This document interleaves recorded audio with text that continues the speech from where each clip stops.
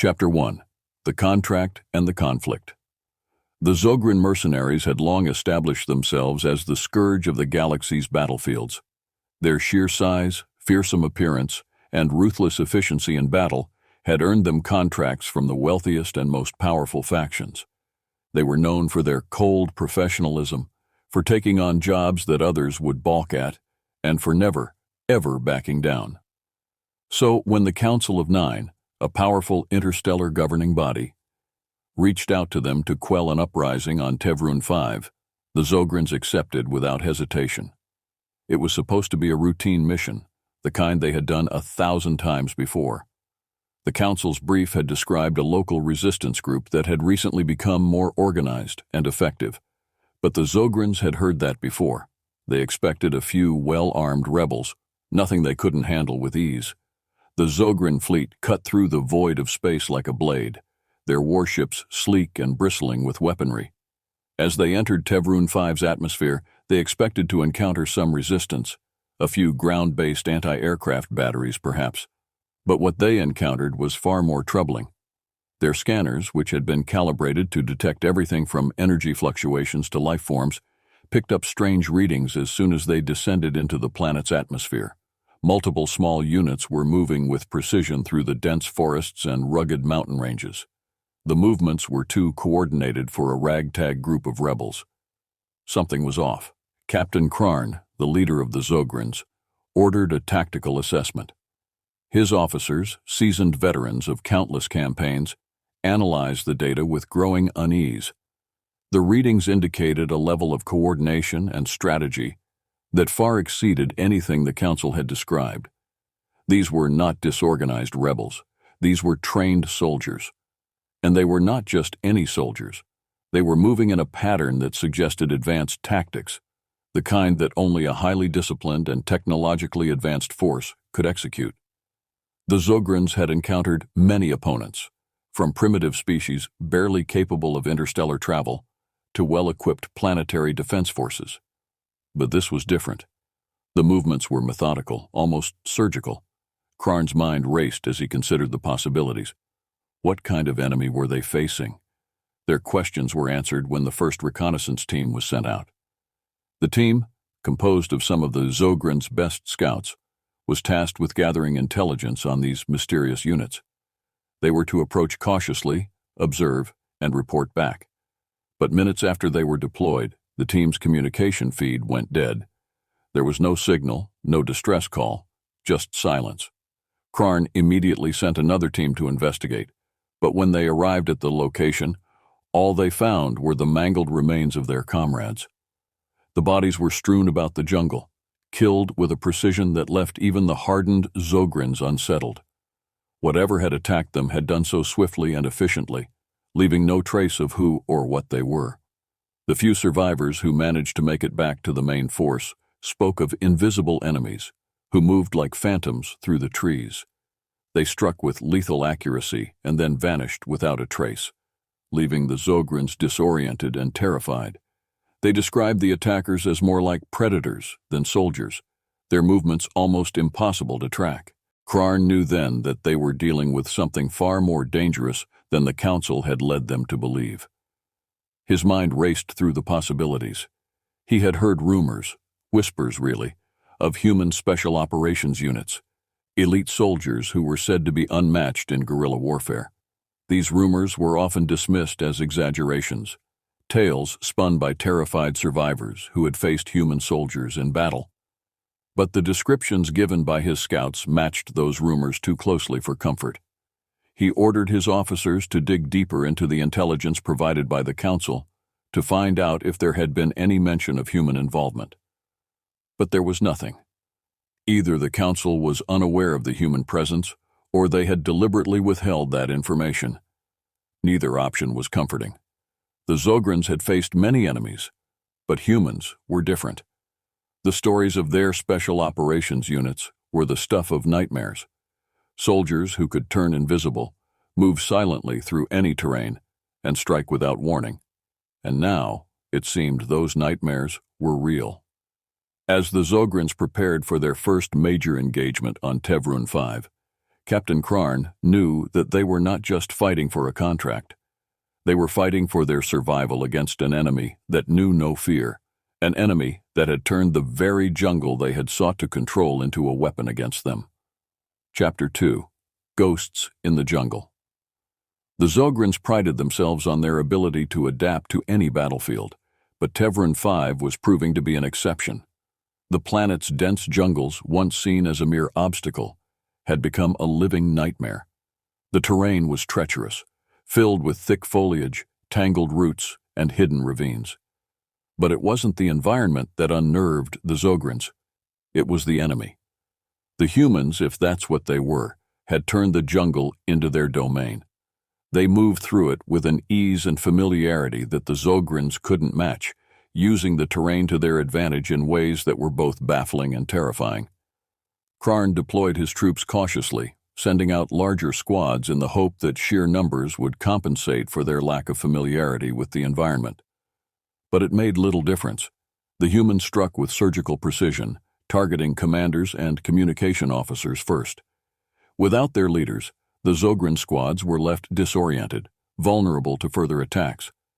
The humans were experts in guerrilla warfare, and they knew how to exploit every weakness in the Zogrins' tactics. The ambushes became a routine horror. Every time the Zogrins thought they had the upper hand, the humans would outmaneuver them, striking from angles they hadn't anticipated. Zogrin soldiers, once confident and unshakable, began to show signs of fear. They whispered to each other about the ghosts in the jungle, the invisible enemies who could kill a man before he even knew he was in danger. Krarn tried to maintain discipline, but he could see the fear spreading through his ranks like a disease. The humans were unlike any enemy they had faced before. They didn't fight for honor or glory. They fought to win, using any means necessary. They hacked into Zogrin communication channels, feeding them false information and leading them into traps. The Zogrins had always prided themselves on their strength and firepower, but in the jungle, those advantages meant nothing. The humans used the environment against them, turning the dense foliage into a labyrinth where the Zogrins were the prey. Krarn began to understand why so many species feared humans. It wasn't just their technology, though that was impressive. It was their tenacity, their ability to adapt to any situation, and their willingness to do whatever it took to achieve their objectives. They were predators in the truest sense, and the Zogrins were their prey. One night, Krarn ordered a full-scale sweep of a section of the jungle where they believed the humans were hiding. He deployed his best soldiers, equipped with the most advanced tracking equipment available. The operation was supposed to flush the humans out, force them into a direct confrontation where the Zogrins' superior numbers and firepower would give them the advantage. But the humans were always one step ahead. They had anticipated the sweep and set up a series of traps along the Zogrins' route. The traps weren't designed to kill. They were designed to terrorize. Explosions rang out in the night, not to kill, but to disorient and confuse. Trees toppled over, blocking paths and cutting off escape routes. And in the chaos, the humans struck, picking off Zogrin soldiers one by one.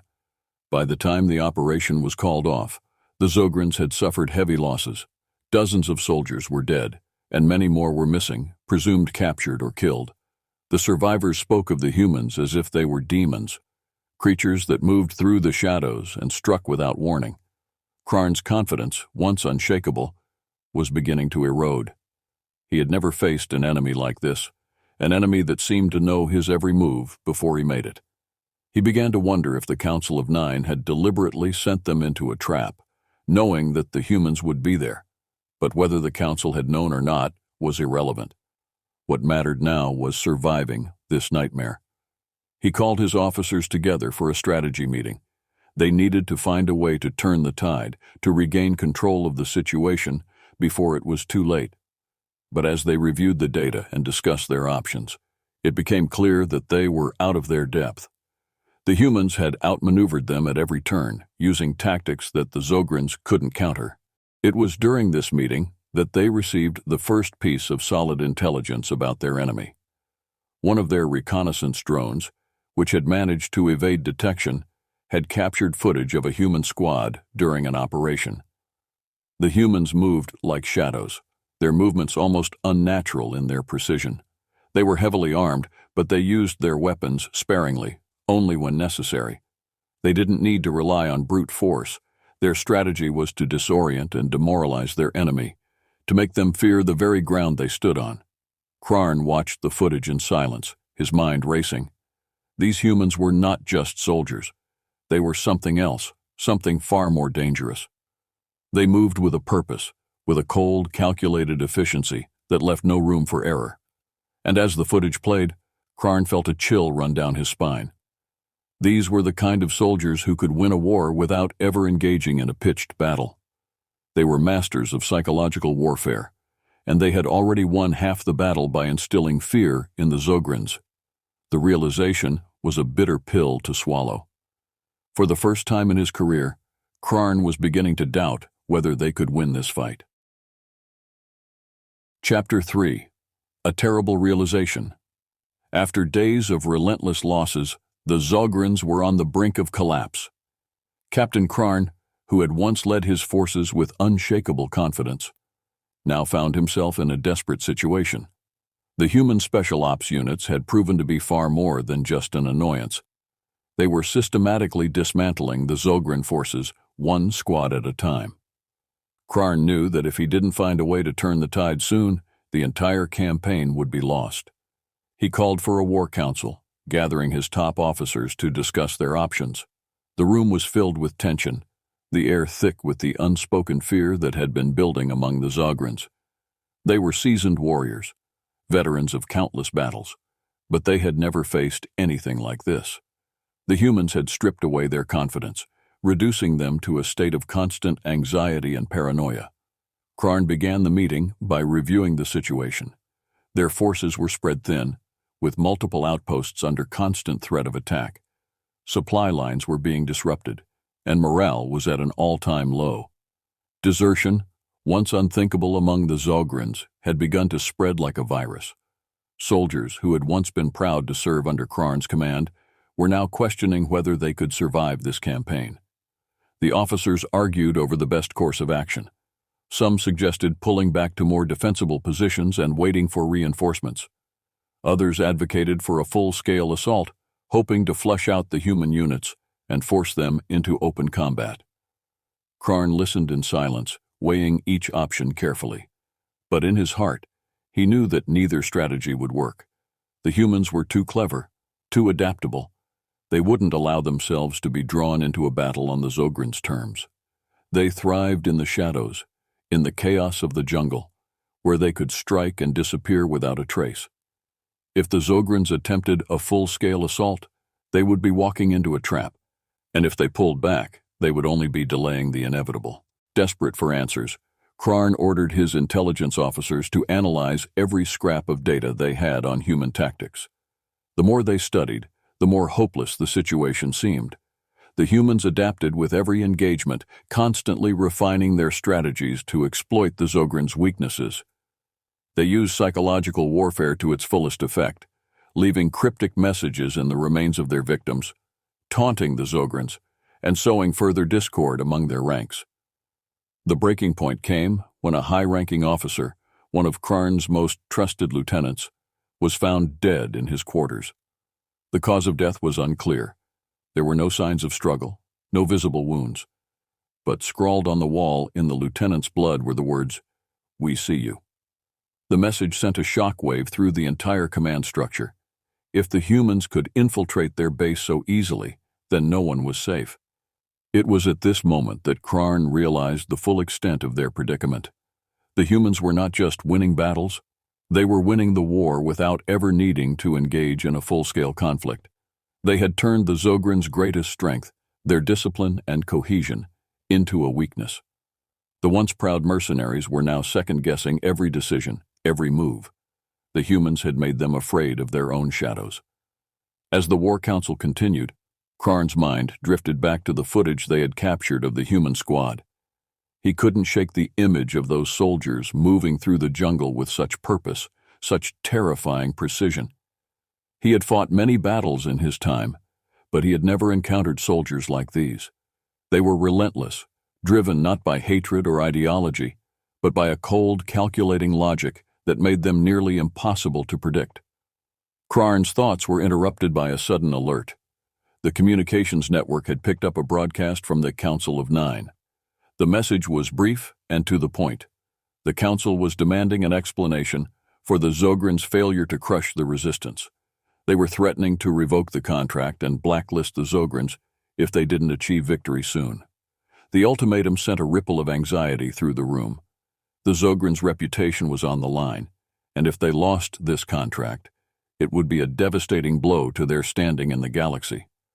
But Krarn was more concerned with the immediate threat, the humans who were systematically dismantling his forces.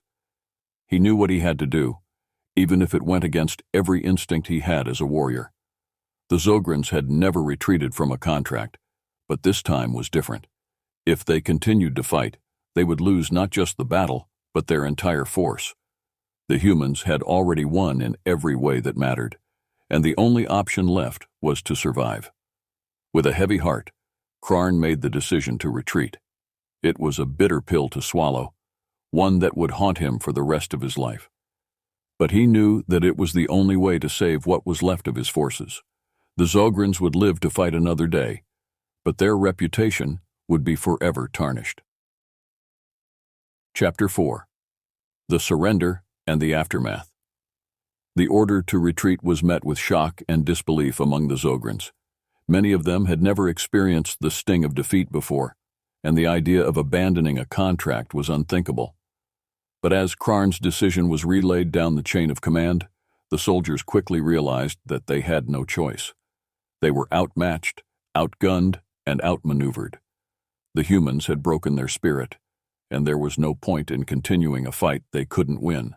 The withdrawal was chaotic at first, with units scrambling to abandon their positions and regroup at designated extraction points. The jungle, once a source of terror, now seemed even more oppressive as the Zogrins navigated through it one last time. They moved with the constant fear that the humans were watching, waiting to strike. But the expected ambushes never came. It was as if the humans had decided that the battle was already won and saw no need to pursue their fleeing enemy. As the Zogrin warships lifted off from the surface of Tevrun 5, Krarn couldn't help but feel a sense of relief mixed with bitter humiliation. The humans had given them a lesson in warfare that they would never forget. They had shown the galaxy that even the most fearsome mercenaries could be brought to their knees by a small, determined force. The journey back to their home base was long and silent. The once boisterous soldiers were now subdued, their pride shattered. Krarn spent most of the journey locked in his quarters, replaying the events in his mind. He had faced many challenges in his career, but this one would haunt him more than any other. The humans had proven to be more than just skilled fighters. They were a force of nature, a living embodiment of adaptability and cunning. When they finally arrived at their base, the Zogrins were met with a barrage of angry communications from the Council of Nine. The Council demanded answers, accusing Krarn of cowardice and incompetence. They threatened to blacklist the Zogrins to ensure that they never received another contract again. But Krarn knew that facing the Council's wrath was a small price to pay compared to the alternative. He had seen what the humans were capable of, and he had no desire to continue that fight. The aftermath of the campaign rippled across the galaxy. The Zogrins' retreat became a topic of hot debate among mercenaries, military strategists, and governments alike. Some scoffed at the idea that humans could have forced such a feared force to retreat, while others, who knew the truth, spoke in hushed tones about the elite human units that had been involved. The story spread, and soon the Zogrins' once unassailable reputation was tarnished. In the dark corners of the galaxy, where mercenaries gathered to discuss potential contracts, the name human began to carry a weight that it never had before. They had been underestimated for too long, dismissed as a young and relatively insignificant species. But now, with this victory, they had shown the galaxy that they were a force to be reckoned with. Krarn and his surviving officers tried to salvage what they could of their reputation, but the damage was done. The Zogrins would always be remembered as the mercenaries who had turned tail and fled when faced with human special ops units. It was a stain on their honor that they could never fully wash away. But for Captain Krarn, the lesson was clear. Some battles weren't worth fighting, especially when the enemy was willing to do whatever it took to win. The humans had shown him that true strength wasn't just about firepower or numbers. It was about adaptability, cunning, and the willingness to fight on your own terms, no matter how unconventional they might be. As he stared out into the void of space, Krarn couldn't help but feel a grudging respect for the humans. They had taken on one of the galaxy's most feared forces and won without ever engaging in a pitched battle. It was a victory that would echo through history, a reminder to all who heard the story that sometimes the most dangerous enemy is the one you can't see.